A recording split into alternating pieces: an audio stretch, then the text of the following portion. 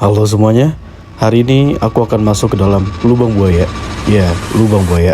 Edukasi no provokasi, let's go. Nama aku Muhammad Akbar Sudarmawan, biasa dipanggil Akbar, dan hari ini tanggal 7 Oktober 2025, aku dan teman-teman mau ke Monumen Pancasila Sakti nih.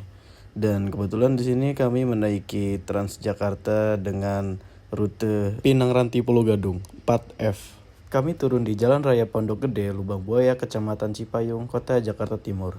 Nah, untuk memasuki Monumen Pancasila ini, kalian perlu membayar harga tiket masuk seharga Rp5.000 per orang. Dan kalian akan mendapatkan stiker juga loh. Jadi kita udah dapat tiket. Berikutnya kami jalan menuju ke Monumen Pancasila Sakti. Di dalam terdapat Museum Diorama atau alur peristiwa yang menceritakan alur peristiwa G30S PKI. Di sini kronologinya divisualkan dari pra-kejadian sampai sesudahnya, mulai dari situasi politik memanas, penculikan jelang subuh, perlawanan di rumah beberapa jenderal, hingga para korban yang dibawa ke lubang buaya. Setelah itu, aku memasuki museum koleksi yang berisikan benda-benda peninggalan para pahlawan, mulai dari seragam hingga barang-barang pribadi.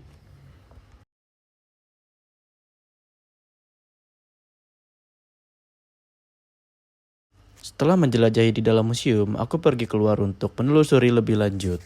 Jadi selain museum, komplek ini juga punya replika rumah atau pos yang menggambarkan suasana saat itu. Alat komunikasi, dapur sederhana, dan ruang yang menunjukkan bagaimana area ini dipakai. Buat aku pribadi, yang bikin merinding itu rasa membayangkan aktivitas di malam kejadian. Jadi kalian bisa membayangkan apa yang sebenarnya terjadi pada saat itu. Setelah itu, patung yang ada di belakang aku ini adalah patung yang mengenang 7 pahlawan revolusi. Terlepas dari perdebatan akademik di luar sana, titik berat Arya ini adalah mengenang mereka sebagai penjaga keutuhan bangsa. Sebuah ajakan buat kita untuk menghargai kemanusiaan, persatuan, dan Pancasila. Lalu tujuan terakhir kami adalah Lubang Buaya atau Sumur Tua. Inilah titik paling ikonik Sumur Tua yang jadi saksi penemuan jenazah para perwira pada 3 Oktober tahun 1965. Momen ini yang bikin bangsa kita berduka, sekaligus jadi pengingat agar tragedi seperti ini tidak terulang.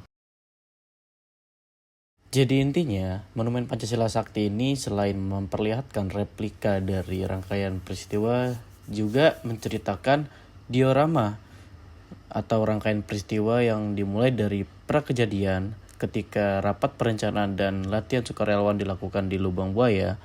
Lalu dini hari tanggal 1 Oktober tahun 1965 terjadi penculikan beberapa perwira Angkatan Darat dan insiden di rumah Jenderal Ahmad Haris Nasution. Para tawanan dibawa ke Lubang Buaya dan situasi ditertibkan termasuk di Lanut Halim. Lalu pada tanggal 3 sampai 4 Oktober, jenazah pahlawan revolusi diangkat dari Sumur Tua. Babak politiknya menampilkan keluarnya Super Semar pada 11 Maret tahun 1966, lalu pelarangan PKI yang menjadi penutup rangkaian peristiwa. Oke, jadi setelah muter di Monumen Pancasila Sakti dan Lubang Buaya, yang paling kerasa adalah ini merupakan tempat untuk mengingat, bukan untuk membenci. Diorama-diorama tadi nunjukin gimana malam 30 September berubah jadi duka nasional. Dan patung pahlawan revolusi ngingetin kita soal harga sebuah persatuan. Dari Sumur Tua sampai arsip, semuanya mendorong kita untuk menjadi lebih manusiawi, hati-hati sama kekerasan, dan memegang nilai Pancasila. Biar beda pandang, kita tetap satu Indonesia. Pulang dari sini, semoga kita menjadi lebih peka dan lebih rukun. Saya Muhammad Akbar Sudarmawan, pamit undur diri. Terima kasih.